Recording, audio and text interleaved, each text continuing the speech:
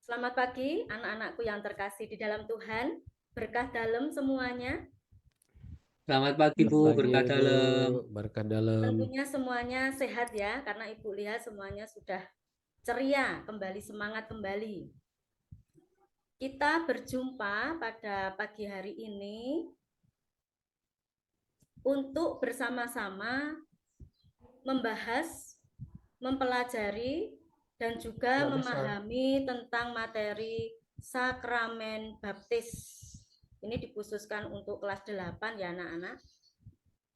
Tapi sebelum kita memulai pelajaran, mari kita berdoa terlebih dahulu. Di sini Bu Diana mengajak berdoa bersama-sama. Mari kita awali dengan tanda kemenangan Kristus. Dalam nama Bapa dan Putra dan Roh Kudus. Amin. Amin. Datanglah ya Roh Kudus, penuhilah hati Penuhilah umat-Mu, hati umatmu, dan dan nyalakanlah nyalakanlah di dalamnya api cintamu. Utuslah Utuslah Roh-Mu, rohmu, maka maka semuanya akan diciptakan lagi, Engkau akan dan membaharui Engkau akan muka. membaharui muka bumi. Marilah kita berdoa. Ya Allah, Engkau telah mengajar hati umat-Mu dengan penerangan Roh Kudus. Berilah kami dengan perantaraan Roh Kudus kebijaksanaan yang sejati, serta kurnia selalu merasa gembira karena penghiburannya. Demi Kristus Tuhan kami. Amin. Amin. Kepada Bapa, Putra, dan Roh Kudus, seperti Seperti pada pada permulaan, sekarang, selalu, dan sepanjang segala abad. terpujilah nama Tuhan Yesus, Bunda Maria, dan Santo Yosef. Sekarang untuk selama-lamanya. Dalam nama Bapa, Putra, dan Roh Kudus. Amin. Amin. Anak-anak yang terkasih, sebelum kita memulai pelajaran untuk sakramen baptis, Ibu mau mengajak kalian tanya jawab terlebih dahulu. Untuk mengingatkan kembali tentang konsekuensi baptis kita. Anak-anak apakah tahu apa pengertian sakramen? Pengertian sakramen itu apa? Kemudian yang kedua, anak-anak apakah tahu 7 sakramen dalam gereja Katolik itu apa saja? Boleh Ibu bertanya kepada Alim? Apa toh Alim pengertian dari sakramen itu sendiri?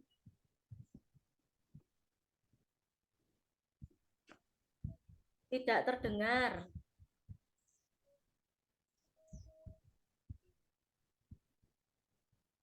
Tidak terdengar. Saya boleh Bu jawab. Alim. Sebagai tanda Bu, tanda penyelamatan Allah kepada kita Bu. Oh ya, pinter sekali Alim. Kemudian Ibu bertanya kepada Noverita. Noverita yang cantik ada? Ada Ibu. Ya. Apa toh 7 sakramen yang ada di dalam gereja Katolik? Saya hanya tahu satu Bu. Enggak apa-apa. Sakramen baptis Bu. Boleh. Pinter sekali. Sakramen baptis yang disebutkan pertama kali karena sakramen baptis merupakan sakramen yang pertama kali diterima oleh kita sebagai anggota gereja Katolik. Kemudian ada yang lain? Coba Novi, sakramen apa lagi? Sakramen Ekaristi, Bu. Pinter sekali, sakramen Ekaristi. Yang ketiga tahu tidak Novi? Sakramen Krisma ya, Bu? Pinter, sakramen Krisma atau penguatan. Kemudian yang keempat? Yang keempat. Ada yang bisa membantu menjawab? Sakramen tobat, Bu. Ya, pinter. Lasnita pinter sekali. Ada lagi? Sakramen perkawinan Bu. Sakramen perkawinan. Kemudian? Sakramen minyak suci. Sakramen perminyakan atau pengurapan orang sakit. Kurang satu ya? Sakramen pentabisan, imamat. tambisan Bu atau Sakramen imamat. imamat, betul sekali. Boni itu pinter sekali. Ya. Juara satu Bu. Melengkapi. Jadi ada 7 kalau kita sebutkan secara urut. 1 sakramen baptis, 2 sakramen ekaristi, 3 sakramen krisma, 4 sakramen tobat. Kemudian yang kelima sakramen perkawinan, sakramen imamat. Kemudian yang terakhir adalah sakramen pengurapan orang sakit. Nah ini, jadi Ibu bangga sekali dengan kalian berenam. Karena kalian diberi pertanyaan di awal mau mengawali pelajaran, semuanya bisa menjawab dengan baik. Bagus sekali ini anak-anak, Ibu bangga. Nah, anak-anak, setelah kita sharing tentang apa pengertian sakramen, kemudian mengenal 7 sakramen Gereja Katolik, kita awali dengan pengertian sakramen. Kita masuk ya pada materi sakramen baptis. Tapi pertama-tama kita harus tahu apa toh arti sakramen itu. Arti sakramen, enggak apa-apa ya Ibu bacakan di sini ya supaya Iya, jelas. iya Bu. Ialah tanda dan sarana keselamatan Allah bagi umat manusia. Ibu rasa sudah sangat jelas. Kemudian selanjutnya tadi yang sudah dijawab bersama-sama, mengenal 7 sakramen Gereja Katolik. Benar tadi disebutkan, yang pertama adalah sakramen baptis, kemudian yang kedua sakramen ekaristi, yang ketiga sakramen krisma, yang keempat sakramen tobat, kemudian yang kelima sakramen perkawinan, yang ke-6 sakramen imamat, kemudian yang ke-7 sakramen pengurapan orang sakit. Ini ditujukan untuk khususnya yang menderita sakit. Jelas ya anak-anak ya? Ya, Bu. Lanjutkan. Nah, kita masuk pada sakramen inisiasi. Kita harus mengenal ini anak-anak. Ya. Apa toh arti sakramen inisiasi? Inisiasi berasal dari kata inere yang berarti masuk ke dalam, atau initare yang berarti memasukkan ke dalam. Lalu dari ke-7 sakramen, 3 diantaranya itu masuk ke dalam sakramen inisiasi. Apa saja itu? Yang pertama, yakni apa anak-anak? Sakramen Sakramen baptis. baptis, kemudian yang Baptis. kedua Ekaristi sakramen ekaristi, dan kemudian sakramen ketiga krisma. sakramen krisma. Jadi ketiga sakramen ini disebut sebagai sakramen inisiasi atau bisa juga dikatakan sakramen pokok. Ya, Ibu lanjutkan lagi. Nah, kita sampai pada materi pokok kita, yaitu mengenai sakramen baptis. Ya. Ini kata baptis berasal dari kata Yunani, baptisein, yang berarti membenamkan atau menenggelamkan, atau bisa disebut masuk ke dalam diri atau ke dalam air. Jadi kalau kita feedback 2000 tahun yang lalu, zamannya pembaptisan oleh Yohanes Pembaptis, yang dibaptis itu Yesus ya. Jadi pembaptisan Yesus oleh Yohanes Pembaptis, kita tahu. Jadi kalau kita bersama-sama melihat film tentang tokoh Yesus, kalau pas pembaptisan tidak seperti zaman kita sekarang ya anak-anak. Jadi kalau kita hanya diperciki air atau dituangkan air, tapi kalau zamannya Tuhan Yesus itu dibenamkan atau ditenggelamkan ke dalam air. Ya, jadi seperti itu. Ya, arti baptis. Ya, menenggelamkan atau membenamkan diri ke dalam air. Seperti kita kalau menonton film pada pembaptisan Tuhan Yesus. Siapa yang membaptis? Yohanes Pembaptis. Kemudian, sakramen baptis adalah sakramen yang diterima pertama kali oleh orang yang masuk dalam persekutuan Gereja Katolik. Apakah benar dikatakan seperti ini? Lasnita? Lasnita ada?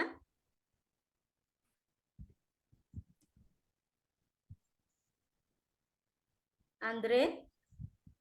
Iya Bu. Ada Bu, ada Bu. Ada? Tadi menghayal Bu. Apakah benar seperti ini? diterima pertama kali. Benar? Betul, Bu. Seperti ini Betul. Ya, Bu. Ibu Betul. juga setuju dengan pendapat kalian. Ibu lanjut ya. Dengan sakramen baptis, orang tersebut secara resmi dimasukkan atau diterima menjadi warga gereja Katolik. Baik itu bayi, anak-anak, remaja, ataupun orang dewasa. Jadi kita tahu ya anak-anak, dalam baptisan kita itu kan ada dua. Yang pertama itu baptisan bayi, yang kedua baptisan dewasa. Jadi di sini bisa dikatakan bayi pun sudah bisa menerima baptisan. Begitu ya anak-anak. Ya, Bu. Kemudian lanjut. Ya, Bu. Adapun syarat utama menerima sakramen baptis ialah sungguh-sungguh beriman kepada Yesus Kristus dan melaksanakan atau mewujudkan imannya itu dalam kehidupan sehari-hari. Itu ya anak-anak, syarat utama kita harus beriman 100% kepada Tuhan Yesus.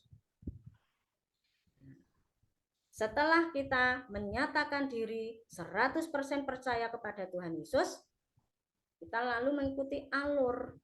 Alur apa? Alur untuk mengikuti, biasanya ada pembinaan atau pengarahan atau pelajaran yang disebut dengan katekumen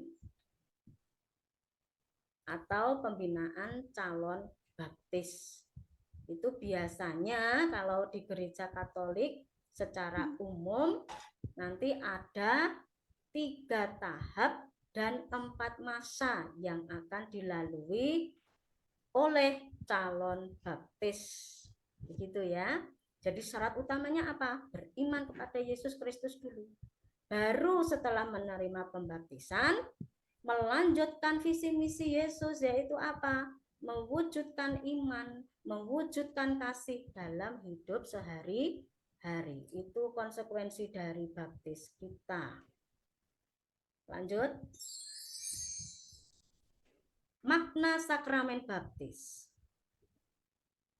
Yang pertama, pembaptisan merupakan sakramen pertama dan mendasar dalam inisiasi Kristiani. Sudah jelas ini ya. Kemudian yang kedua, pembaptisan merupakan dasar dari seluruh kehidupan Kristiani. Pintu menuju hidup dalam roh dan pintu yang memberi kemungkinan untuk menerima sakramen-sakramen yang lain. Kemudian yang ketiga, melalui pembaptisan kita dibebaskan dari dosa dan dilahirkan kembali sebagai anak-anak Allah. Kita menjadi saudara-saudara Kristus, dimasukkan ke dalam gereja dan ikut ambil bagian dalam perutusan gereja. Nah ini anak-anak, poin yang ketiga. Setelah kita menerima baptisan, kita sah, diberi meterai kekal oleh Allah, menjadi anggota gereja. Tidak hanya sebatas sebagai anak Allah, tetapi kita juga ikut ambil bagian atau berpartisipasi aktif dalam kegiatan pelayanan gereja. Contohnya apa saja? 1. Menjadi lektor. 2. Menjadi misdinar. 3. Menjadi dirijen atau bahkan menjadi anggota kur atau bahkan membantu tatib. Ya, dan macam sebagainya, banyak sekali. Begitu ya anak-anak, sebagai konsekuensi baptis kita harus mau melayani di dalam gereja. Kemudian di sini Ibu mengambil untuk landasan kitab sucinya berdasarkan kitab Roma bab 6 ayat 4 dan Kolose bab 2 ayat 12. Tuhan Yesus mengatakan bahwa pembaptisan itu sangat perlu untuk keselamatan. Dengan kata lain, yang dibaptis dalam Kristus telah mengenakan dan menjadikan Kristus sebagai pusat hidupnya. Ibu rasa sangat jelas ya anak-anak ya. Lanjut nggih. Ya, ini lanjut dengan pengurapan Roh Kudus. Ternyata tidak hanya dalam sakramen Krisma kita diurapi Roh Kudus, tetapi tendensinya memang berbeda. Jadi makna pengurapan Roh Kudus di sakramen baptis dengan sakramen Krisma itu berbeda. Ya, Ibu bacakan di sini supaya jelas. Pengurapan Roh Kudus dalam sakramen baptis. Sejak kita dipermandikan, kita telah menerima Roh Kudus, tetapi peranan Roh Kudus atau fungsinya berbeda dengan peranan Roh Kudus dalam sakramen Krisma atau penguatan. Roh Kudus dalam baptisan lebih berfungsi menguduskan seseorang, mengampuni dosa orang, membuat orang tersebut menjadi anak Allah dan mempersatukannya dengan Allah melalui Kristus dan dengan semua warga gereja. Sekarang kita bedakan di dalam sakramen Krisma. Adapun Roh Kudus dalam sakramen Krisma atau penguatan lebih memampukan seseorang untuk menjadi saksi Kristus dan berperan serta dalam Tritugas Kristus. Kita tahu ya, Tritugas Kristus sering Ibu jelaskan loh ini. Yakni apa? Raja, sebagai raja, memimpin, sebagai nabi mewartakan, dan juga sebagai imam atau menguduskan. Dan juga berperan serta aktif dalam pancatugas gereja, yakni koinonia persekutuan, kemudian kerigma pengajaran iman atau pewartaan iman, kemudian liturgia peribadatan, diakonia pelayanan, dan yang terakhir martiria kesaksian hidup. Sudah jelas ya anak-anak? Ibu lanjutkan. Nah ini di sini Ibu sajikan gambar-gambar tentang penerimaan sakramen baptis. Nah ini waktunya anak-anak Ibu bagi menjadi 2 kelompok. Di sini kan ada 6 anak, jadi 2 kelompok saja, 1 kelompok terdiri dari 3 orang. Nanti untuk LKPD atau petunjuk untuk mengerjakan Ibu kirim di masing-masing kelompok lewat WA. Begitu ya anak-anak? Jadi Ya, Bu. bisa dikerjakan per kelompok. Dengan apa? Dengan mengamati gambar di sini. Lalu apa yang dikerjakan? Intinya kalian akan menemukan makna. Apa toh makna pembaptisan bagi hidupku? Itu saja anak-anak. Ya, jadi istilahnya di sini kalian nanti akan mempresentasikan pengalaman nyata dalam hidup sehari-hari sebagai konsekuensi baptis yang kalian terima, yaitu apa? Menemukan makna baptisan yang telah kalian terima dan nanti diceritakan di depan per kelompok. Ada salah satu yang menjadi wakil kelompok membacakan, tapi ada 3 jawaban karena di situ satu kelompok ada 3 anak. Jadi Ibu ulangi ya, di sini nanti untuk menemukan apa? Makna baptisan yang telah kalian terima dalam hidup nyata kalian sehari-hari. Sudah jelas anak-anak ini tugasnya? Sudah? Udah, Bu. Sudah, Ya, Bu. bisa Ya, sudah. dikerjakan sekarang ya. Ibu beri waktu 15 menit untuk kalian mengerjakan. Dimulai dari sekarang. Nah, anak-anak yang terkasih dalam Tuhan, kita sudah masuk ke rangkaian buah-buah sakramen baptis. Tadi yang sudah kalian presentasikan pengalaman hidup kalian bagus-bagus, baik-baik, karena kalian ternyata membuat bangga Ibu karena rajin ikut kegiatan pelayanan di gereja. Ada yang menjadi misdinar, ada yang sudah ikut paguyuban lektor, ada yang ikut rekat. Jadi kalau rekat itu remaja Katolik, Ibu senang sekali mendengar kalian sharing presentasi di depan sesuai dengan kelompok kalian masing-masing. Sangat bagus sekali dan memuaskan. Boleh Ibu melanjutkan? Ya, Bu. Ya, Bu. Boleh, Bu. Dari yang berikutnya yaitu tentang buah-buah sakramen baptis. Atau di sini Ibu menyebutkan syukur atas baptisan. Yang pertama, memperoleh pengampunan dosa, baik dosa asal dan siksa yang lain. Itu yang pertama, anak-anak. Yang kedua, menjadi ciptaan baru dan dilantik menjadi anak Allah, serta mengambil bagian dalam kodrat ilahi. Kemudian, yang ketiga, memperoleh rahmat pembenaran dan pengudusan, yaitu apa? Yang membuat kita sanggup percaya pada Allah dan berharap padanya dan hidup di bawah bimbingan serta dorongan Roh Kudus, serta membuat kita sanggup bertumbuh dalam kebaikan. Ada lagi anak-anak di sini yang keempat, yaitu apa? Otomatis setelah kita dibaptis, kita dimasukkan, digabungkan menjadi anggota gereja. Kemudian yang kelima, memperoleh meterai kekal dengan satu meterai rohani tak terhapuskan. Kita berharap mati dan bangkit bersama Kristus dan layak mendapat kehidupan yang kekal nantinya. Kemudian yang terakhir apa di sini? Setiap kali kita mengambil air suci, kalau kita mau masuk ke gereja, ada air suci yang diletakkan di pintu atau di depan atau sebelah pintu, itu biasanya untuk tanda salib, ya. Itu, dan mengenakannya di dahi ya nak ya, untuk tanda salib biasanya. Sambil membuat tanda salib itu, kita membuktikan dan mensyukuri bahwa rahmat baptisan yang telah kita terima, yang memeteraikan jiwa kita sebagai milik Allah. Berarti kalau kita pergi ke gereja, setiap kali mau ikut misa Ekaristi, otomatis kita sudah membaharui janji baptis kita saat kita mengambil air suci dan kita membuat apa? Membuat tanda salib. Tanda salib. Air suci itu pinter sekali Noverita. Ibu lanjutkan ya. Kasih Ibu.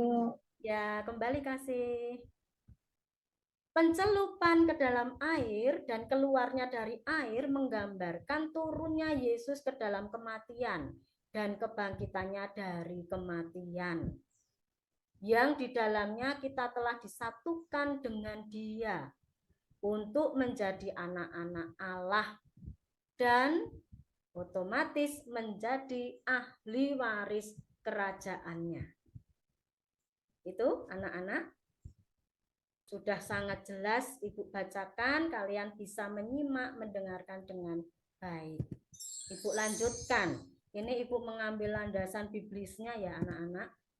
Ini supaya menguatkan tentang materi kita hari ini tentang sakramen baptis. Ibu mengambil dari Katekismus Gereja Katolik. Nah, itu artikelnya juga sudah ada di sini. Kemudian ada lagi dari artikel, ini artikelnya 1214, 1215, 1216. Dan ada juga landasan kitab sucinya, sudah sangat jelas di sini. Ya, ini anak-anak landasan biblisnya tentang materi kita pada pagi hari ini, tentang sakramen baptis. Dan ini merupakan materi terakhir yang Ibu tampilkan, Ibu sajikan di sini. Apakah ada pertanyaan dari anak-anak yang belum jelas? Silahkan bertanya.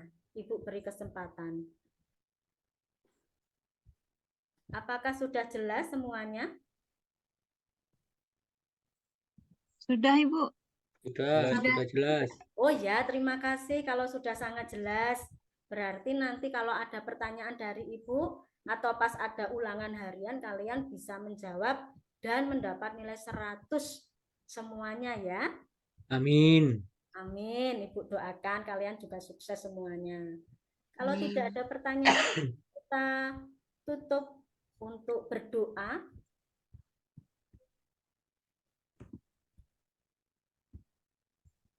Kita berdoa lagi di sini anak-anak, kita berdoa bersama-sama ya.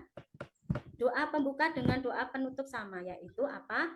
Kita Datanglah Roh Kudus. kedatangan Roh Kudus. Kudus di dalam hidup kita. Mari kita berdoa bersama. Silahkan tundukkan kepala, pejamkan mata, kita siapkan hati dan pikiran kita hanya tertuju kepada Tuhan Yesus. Dalam nama Bapa dan Putra dan Roh Kudus. Amin. Kita Amin. baca bersama-sama.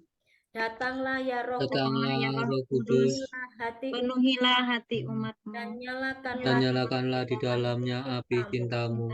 Putuslah rohmu, maka semuanya akan diciptakan lagi dan engkau akan memperbarui muka bumi. Marilah kita berdoa bersama. Ya Ya Allah, Allah, engkau telah mengajar hati umatmu dengan penerangan Roh Kudus. Berilah kami dengan perantaraan Roh Kudus kebijaksanaan yang sejati serta kurnia selalu merasa gembira karena penghiburannya. demi Kristus Tuhan kami. Amin. Amin. Kemuliaan kepada Bapa, Putra dan Roh Kudus. Seperti pada permulaan, sekarang, selalu, dan sepanjang segala abad. Amin. Terpujilah nama Tuhan Yesus, Bunda Maria, dan Santo Yosef. Sekarang untuk dan selama-lamanya. selama-lamanya. Dalam nama Bapa, Putra, dan Roh Kudus. Amin. Amin.